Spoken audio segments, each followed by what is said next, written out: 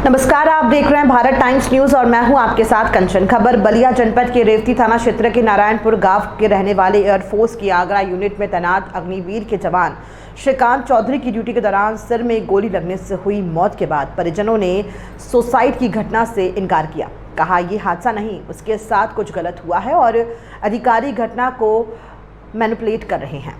सरकार से मामले की सीबीआई और मजिस्ट्रियल सहित उच्च स्तरीय जांच का मांग की है। पार्थिव शरीर के दाह संस्कार तक नहीं पहुंचा जिला प्रशासन का कोई जिम्मेदार अधिकारी, जिससे उन्हें खासा दुख है।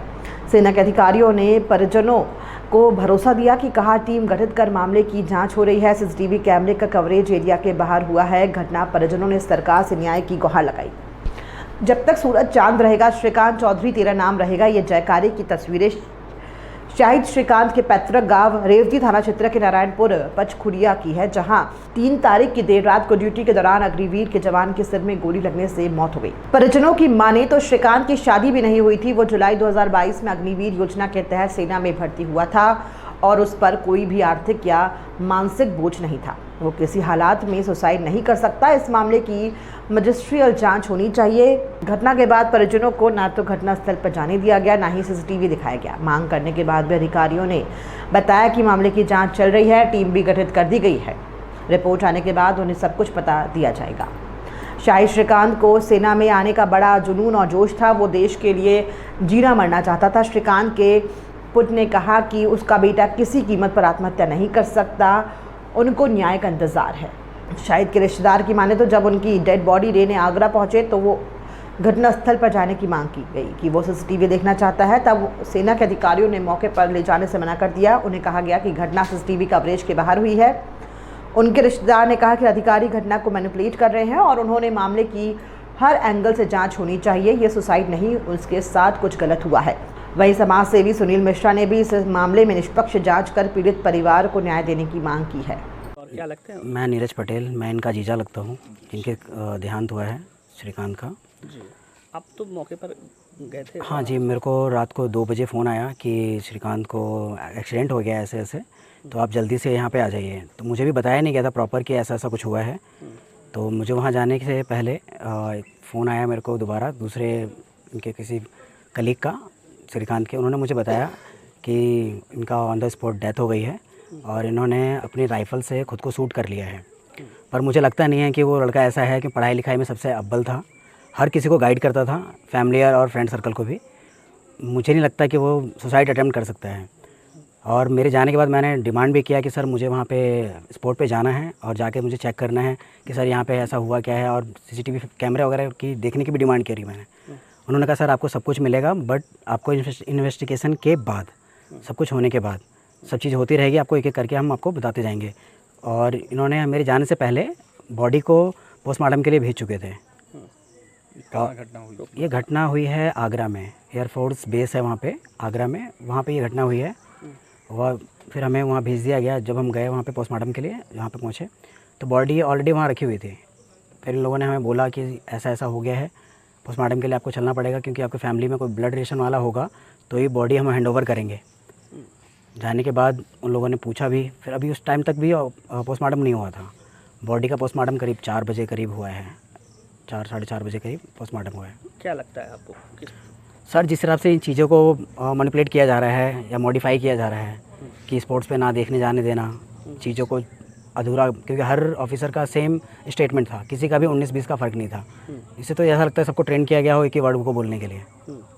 तो मुझे लगता है सर इसके साथ कुछ तो गलत हुआ है, क्योंकि राइफ़ल से वो कह रहे हैं ब्लास्ट 3 राउंड लगता है, एक राउंड पे सर दूसरे छिटक जाता है, 2 गोलियाँ इधर उधर तो छिटके होंगे। तो कोई उसका भी जवाब नहीं दिया इन लोगों ने। स्थानीय पुलिस से भी जो बात हुई है उन्होंने भी कुछ ऐसा बताया नहीं है।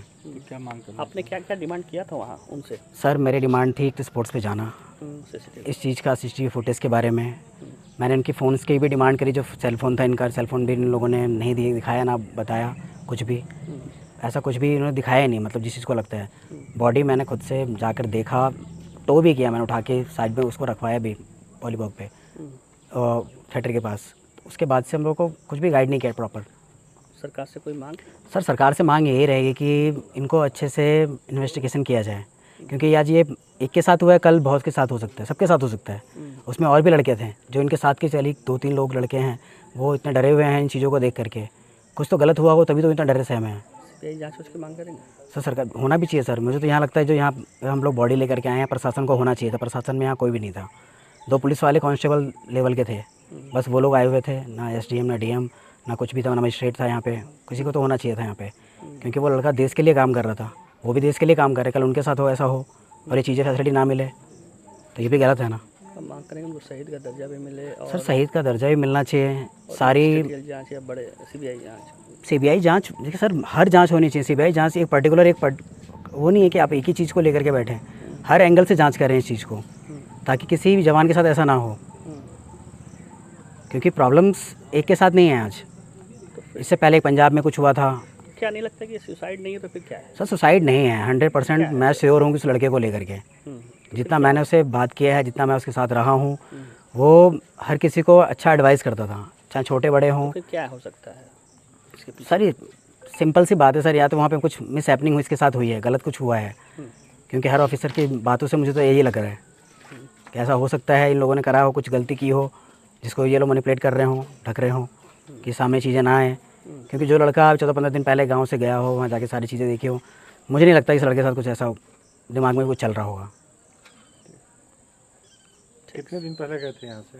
ये गए हुए हैं यहाँ से 12 तारीख को गए हुए हैं। कितने दिन पहले आपसे बात हुई थी इस घटना से पहले? इनसे मेरी बात हुई है 1 हफ्ता पहले।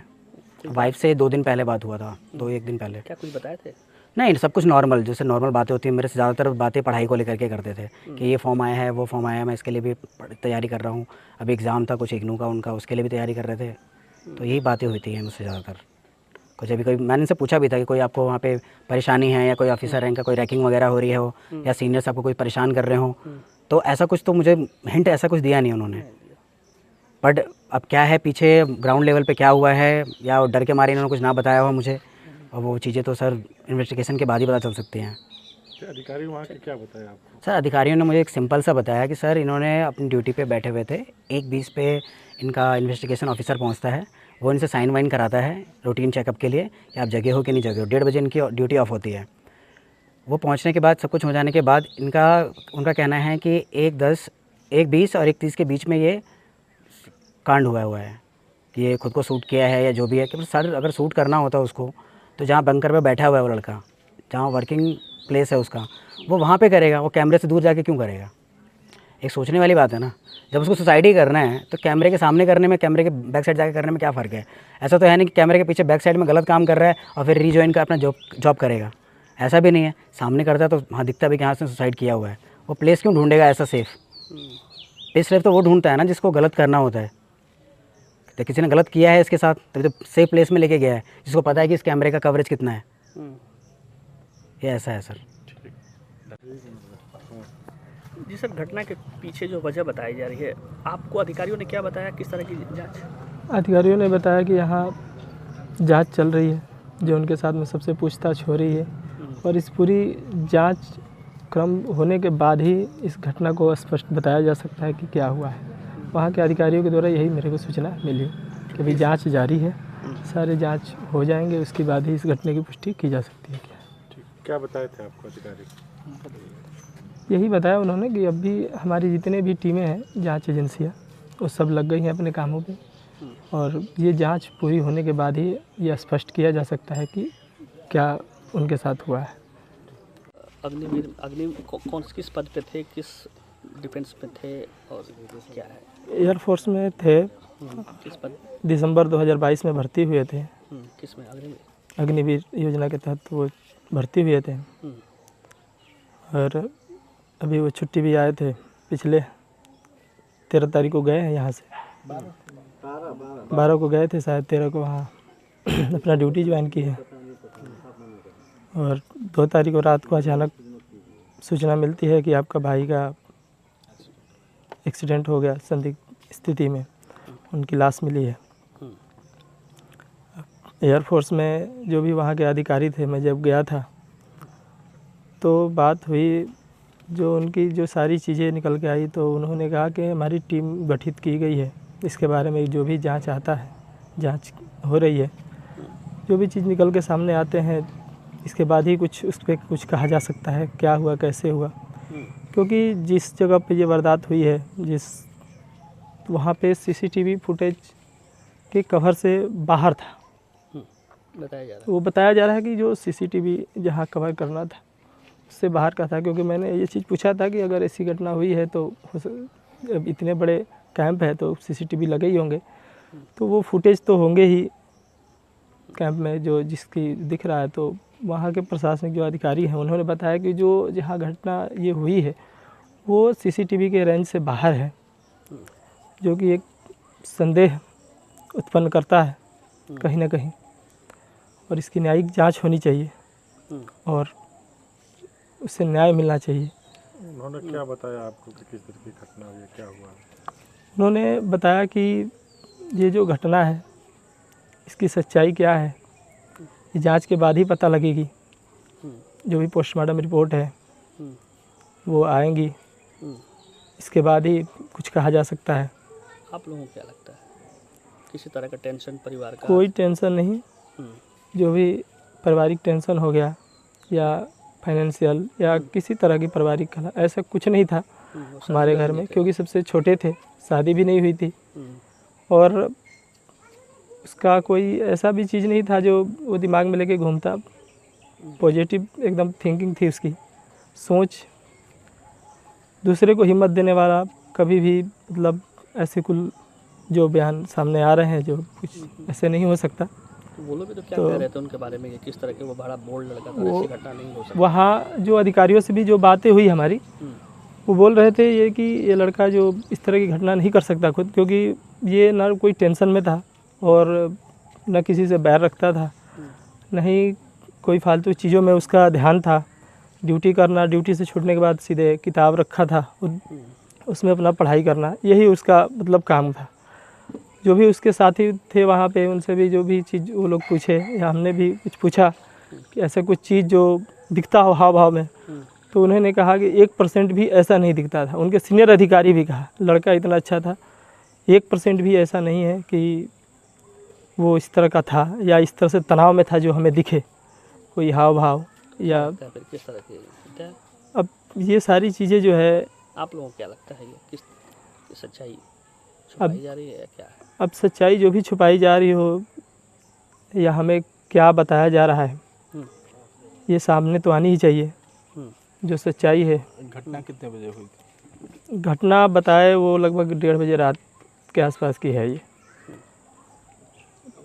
तो यही सब चीज़ें हैं जो एक न्याय मिलनी चाहिए देश के सैनिक को, एक सम्मान मिलना चाहिए उसको, क्योंकि उन्होंने अपना जीवन सारा देश के नाम इतनी मेहनत करके देश की सेवा करने का जो जुनून उसके अंदर थी। बताया जाता है कि अक्सर आपसे देश के बारे में भी वो काफ़ी बातें करते थे, चिंतित रहते थे, क्या कैसे वो जब आते थे तो ये आपसे जब बातें होती थी तो किस तरह देश को देकर के बड़ा उसे जुनून था? उससे उसके पास एक अलग सी जुनून से उसके पास एक जज्बा था, हमें फ़ौज में ही जाना था। तो उसने +2 करने के बाद ही निर्णय कर लिया कि हमें फ़ौज ही ज्वाइन करनी है, हमें देश के लिए सेवा करना है। और मेरा मानना है कि ऐसे सिपाही, ऐसे देश के नौजवानों के साथ अगर इस तरह से कोई खबरें फैलाई जाती है तो ये दुखद है। किस तरह की खबरें? बताया जाए कि उन्होंने खुद अपने आप को सुसाइड इस तरह से कुछ कहा जा रहा है, लेकिन कुछ पत्रकारों के द्वारा जैसे मैंने देखा वो कुछ उसमें सच्चाई नहीं है। वो बिल्कुल उस खबर को हम खंडन करते हैं, ये बिल्कुल सच नहीं है। उन्होंने सुसाइड नहीं किया है। उन्होंने सुसाइड बिल्कुल नहीं किया है।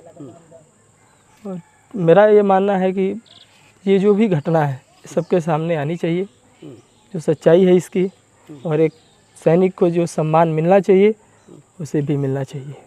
जब यहाँ कोई सम्मान मिला था तो यहाँ किस कोई सम्मान अवस्था में था, कहाँ उसको चोटें लगी थी? उसके सर में चोटें लगी थी, जो गोली है वो सर में लगी थी। कहाँ लगी थी? सर में? सर में उसके यहाँ गोली लगी थी।